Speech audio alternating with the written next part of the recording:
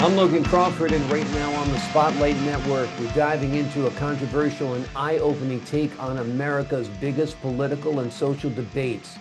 We're talking about a powerful book, a groundbreaking book. It is called Chairman Biden and Dr. Fauci's Monster. It's written by a terrific author, one of my favorite guests. His name is Ronald Alfred Weitzman. In the book, he critically examines the issues dividing our nation, from government overreach to the pandemic's handling to the 2020 election. Whether you agree or disagree, this book challenges mainstream narratives and demands a deeper conversation. We're delighted to have this very talented author join us here today on Spotlight. We thank the team at Books to Life Marketing for helping us put him in the spotlight today. We ask viewers like you to support authors like him by subscribing to our channel and by purchasing his amazing book. The links are below this interview. It is also streaming on Roku, Apple TV, and Amazon Fire TV. Ron, thank you so much for joining me here today on Spotlight. Thank you for that introduction. It's my pleasure, sir. Let's start out by talking about the recent election. You must be elated over Trump's victory. Yes, I am. Absolutely elated. Just the opposite feeling I had last time. Very opposite. Yeah, exactly. And so much is happening already, right? Yes, it's and happening. It's hard to keep up with. Yeah. But I mean, we'll he's in North Carolina addressing flood relief. He's in California addressing the wildfires.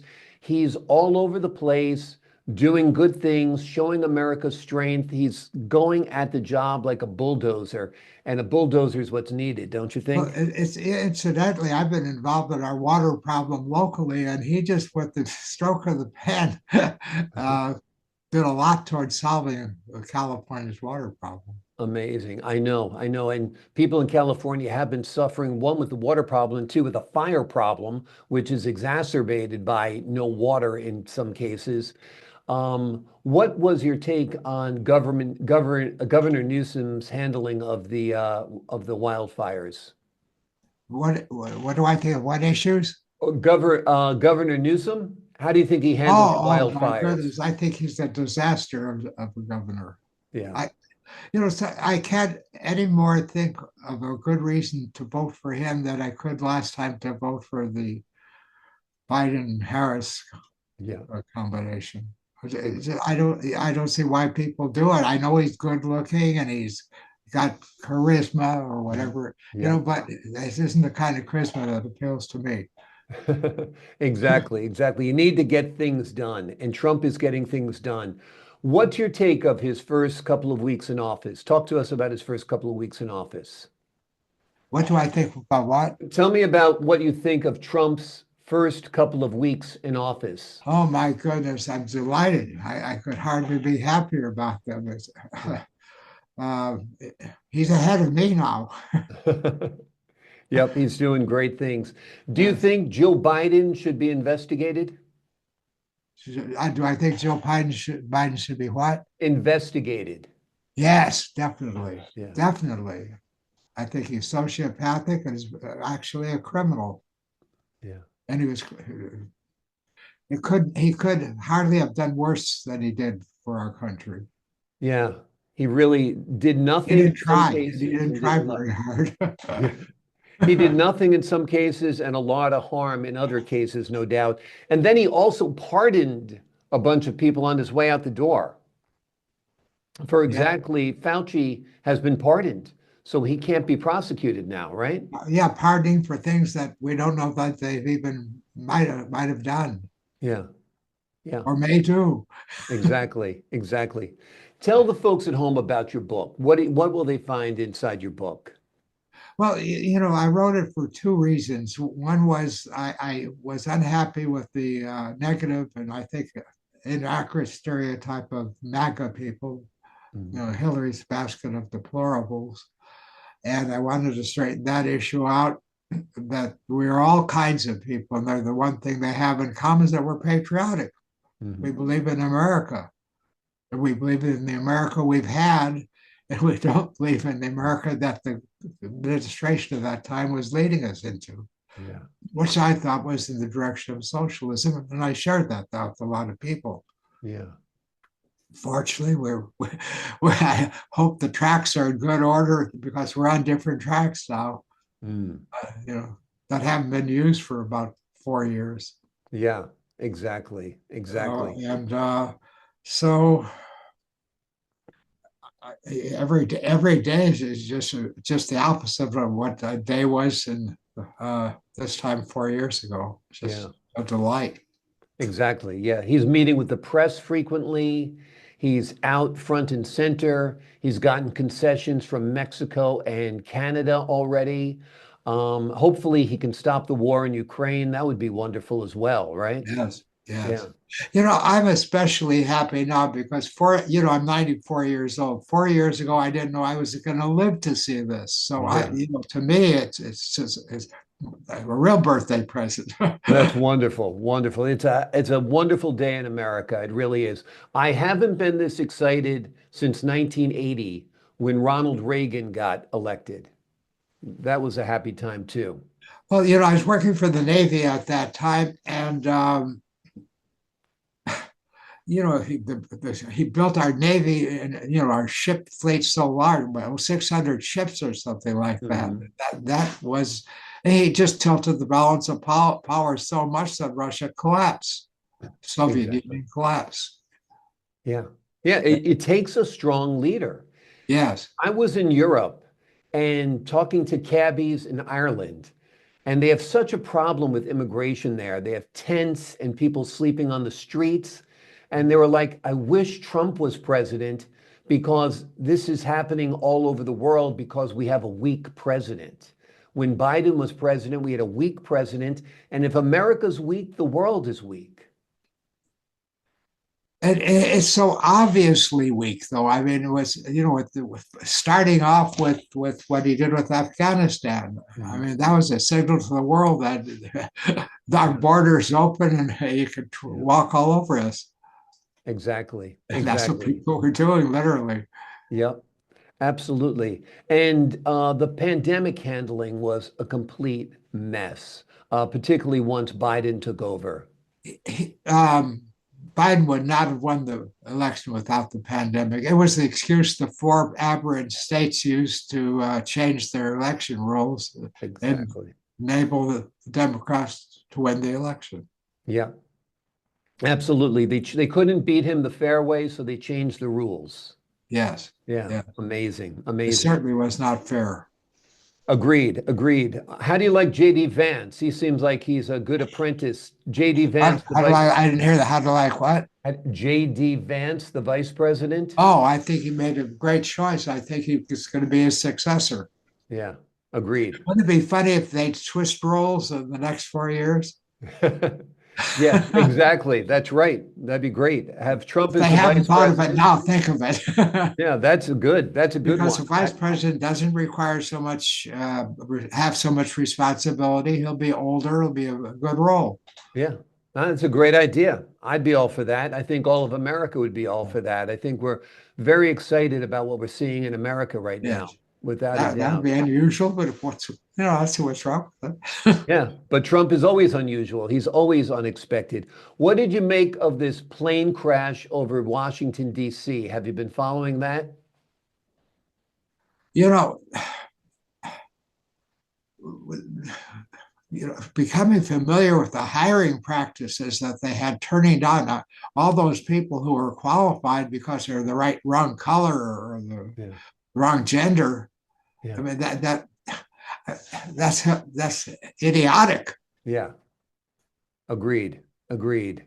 I mean, you want the best people in the most sensitive areas, like Yeah. flying Black Hawk helicopters. You need the best, the brightest, the strongest, and whoever is fit for the job, no matter what color they are, no matter what gender they are, they Yes. just have to meet a certain criteria, right? The difference is that Trump, it's very interesting. Trump tends to be ahead of incidents like that rather Mhm. than behind them. Yeah. He anticipates, and he's tried in his last term in office to do that, and sometimes he wasn't able to do that because we had, especially after the Congress changed, and he didn't have complete He didn't have the House, he didn't have support the from Senate. Congress. Yeah, exactly. Yeah. But he is ahead of it. Right away, when he heard about the helicopter crash, he said it was a DEI issue. And it turns out it's likely right at this point. It's still being investigated. So we'll see. It was so obvious that Biden was sociopathic that, I'm a psychologist, but I mean, and you didn't have to be a psychologist to see Mhm. that. Yeah. I worked for the Army for over a year with people who are trying to get out of the Army with different excuses to determine whether their psychological problems were real or fake. Right. It was a fun year, but it wasn't hard to see that Biden. I mean, that's the kind of thing I did. It wouldn't be hard to identify him as sociopathic. Yeah. Biden was all in for himself. He Yes, was open to the highest bidder, whoever wanted to pay him, yes. all about enriching his family. I mean, it was America last under Biden. You know, I even thought, if I'd certainly investigate this, that he was getting a kickback from the cartels. Hmm. I mean, why Oh, not? gee, I mean, why he's not? letting all those people in. He'd be foolish not to. He's doing them. They were making billions of dollars on him. Yeah. And with Ukraine, I mean, he clearly had ties to Ukraine, and we Yeah. were funneling hundreds of billions of dollars to Ukraine, right? And, but he was stopping them from winning the war. Just the same, keep sending them stuff, but just not enough. Right, right. Yeah, it's like Vietnam. You Yeah, don't go in and win it. You just got to go in and win it. If that's what you want to do. You can't just give enough that the war just continues, you know? yeah. Yeah. Amazing, amazing. Tell us a little bit about your life when you weren't a writer. Tell us about your career, Ron. Tell us about About your what? career. Your career. Oh, What? my career. Oh my goodness. I, well, after I was got my PhD from Princeton, I had two postdoctoral fellowships in England, Mm, and then I taught for.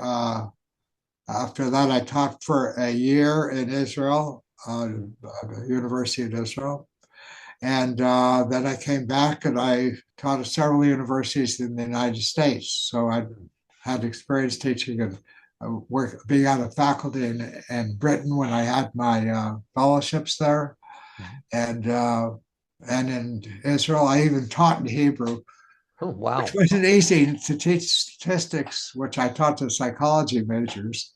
Wow. So as well as I taught introductory psychology there too. Amazing. So that was fun. And then I came back to taught here at University of Minnesota, Hmm.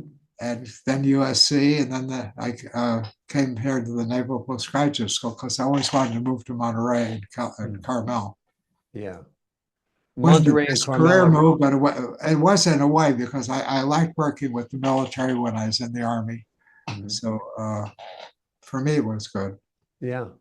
Well, that sounds like quite a career. And you live in Monterey and Carmel now, that area? Uh, You live in the Monterey area now? Yes. Yeah. And one of the things that attracted me here is that we had our testing facility, Navy did nearby uh, uh, in the Fort Ord area. And that's my specialty area in psychology, mental testing. Wow. So, and the military was in the vanguard of testing in this country, in the Yeah, world, our military. We exactly. test for everything. Yeah. So Amazing. Amazing. Well, that's an amazing I thought it was career. a good fit for me. Yeah. Yeah. Amazing career, amazing credentials, amazing education. Let's talk a little bit about the media. How has the media failed to help Americans navigate these waters over the The last? media is in terrible shape now, and it's like the Democratic Party. I don't know if it knows how to right its ship. It's foundering, and it's gonna sink. Yeah. It's sinking already, Yeah. and people are Exactly. paying more attention to podcasts and alternative sources of information. Yeah. And because, you know, you often would think that, well, the golden source of information would be a legitimate media outlet like NBC, ABC, CBS, Fox too, even, but they just departed. Fox actually stayed on the straight and narrow, but the others two didn't. Yeah. A lot of people think Fox is to the right. Well, it's to the right of the others. That's true, but the middle's to the right of the left. Exactly, exactly. Yeah, it's a disgrace. You don't even recognize the network news anymore. It used to be the one place you could get, unbiased information. What I didn't I was exactly. saying the network newscasts on NBC, CBS, and ABC used to be a place of unbiased information, but Yeah, yeah. now It's it's a mess. terrible. And I'd hear somebody like David Muir omit that Trump had said to his in that rally he had at the near the Capitol just Right. before the incursion. Trump had said, proceed to the Capitol peacefully, forcefully and peacefully. Right. Exactly. He left that part out, and that's the most important part. He left it out. Yep, without a doubt. I don't think I've talked to you since the assassination attempt. What was your take on the assassination attempt of Donald Trump? I think that should be investigated thoroughly. I agree with Melania Trump on that. There is something, I even, somebody asked me to write a screenplay on my book, and I did. So I did it, and I didn't do anything with it. I just did for that in response, because I thought the book wasn't meant for a screenplay. But what I did was, in the screenplay, have Biden withdraw his attempt to become president because he had alerted Iran, who had a fatwa to kill Trump, that in the next, when he said, use that word bullseye, keep Trump in the bullseye, that was a hint to Iran that the next rally of Trump would have poor Secret Service protection. Amazing. And I think that is a possibility, and that the vice president knew that and threatened to let that out if he didn't do what he did, quit and recommend her. Amazing. The idea of the screenplay. And did you write that before the assassination attempt? Yeah. It was an assassination attempt, and I think it was done by a foreign government. Otherwise, why would the person who did it, who made the attempt, have 3 foreign bank accounts that we still haven't heard anything about, where the money could be deposited for him or his family or for whomever he wanted if he succeeded? Exactly. Let's talk a little bit about climate change. It seems like we're being sold a bill of goods about climate change. There's a lot of misinformation about climate change, right? That disturbs me a lot because I didn't get into that initially. I got into that indirectly because of my interest in water, and hydrogeologists are using the same technique that climatologists are using in their work, in that when hydrogeologists are determining water levels underground, they use a model to predict it. They use like well pumping rate and rain and all that. They put that in their model to determine how much water to expect underground in different places. And they check their model with reality. And in doing that, they use the same technique climatologists use. They tune their models when they're not good enough. They have a standard.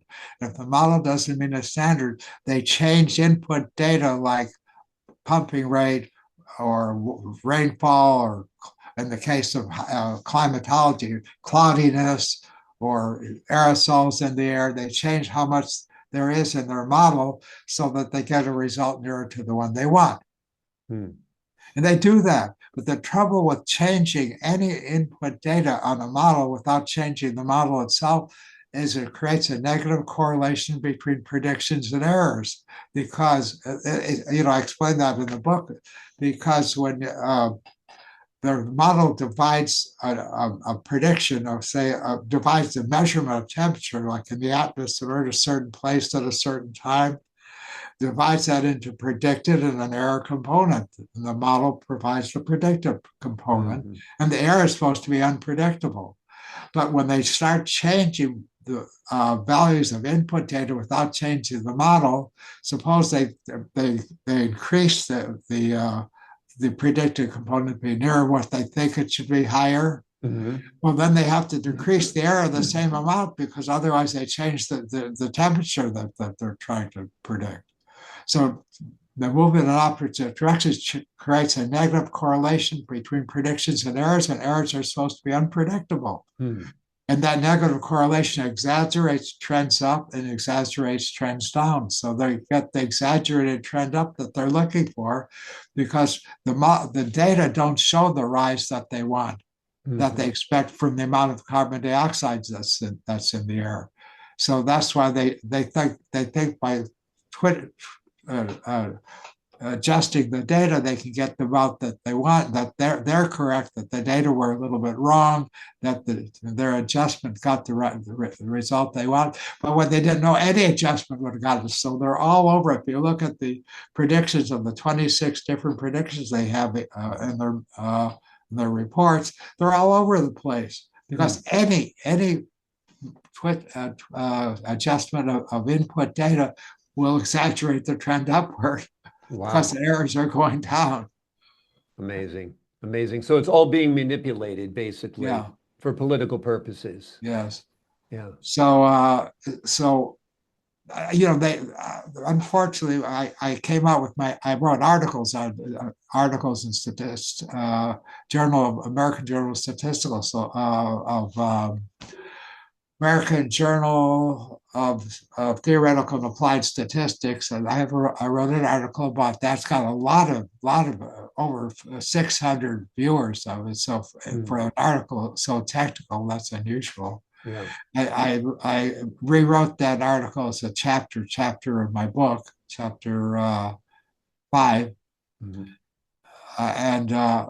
so that's where I showed that climatologists were cheating in their modeling, but it came out too late for them to change their most recent report, their sixth report, and I hope they have to abandon. They tune their models. They have to abandon tuning completely. That's what they do, where they change input data.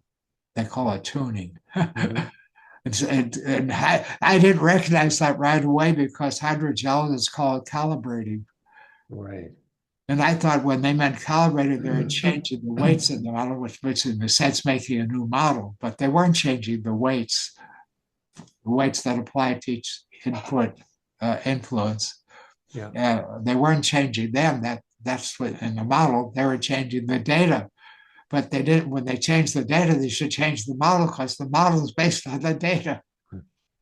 Amazing. It's all being manipulated for political purposes, basically. They don't really. It's not entirely the practicing scientists' fault, because they're taught that in their classes. I found out. At least I found out that about hydrogeologists. They're taught that. Yeah. I had one of their consultants who was familiar with how the teaching of it as well tell me that. Yeah. It's all brainwashing. That's the problem with academia today. In academia today, there's a lot of brainwashing going on, right?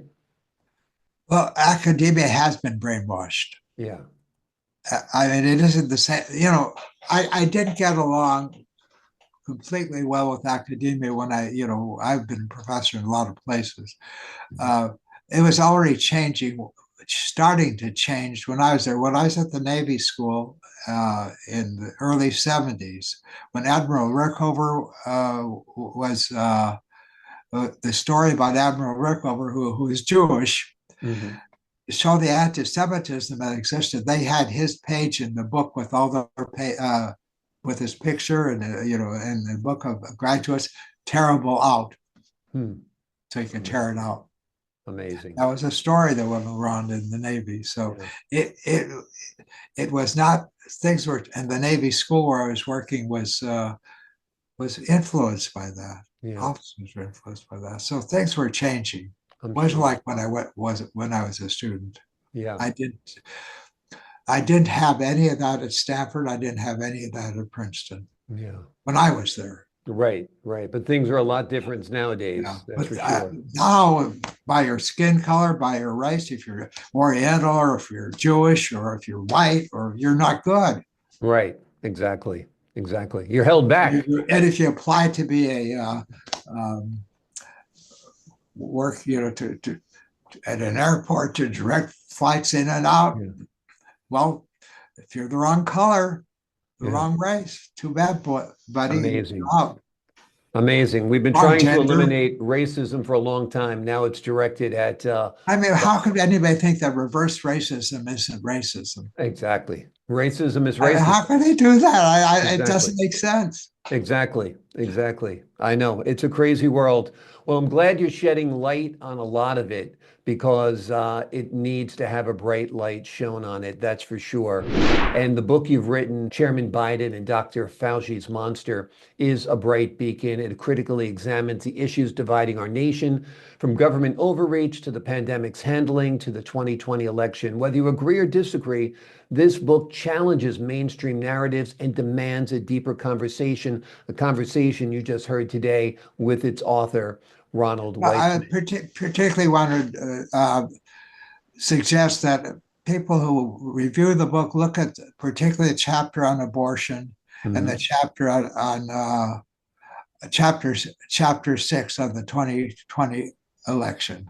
Absolutely. Because I think I have solid case for both the positions I take there.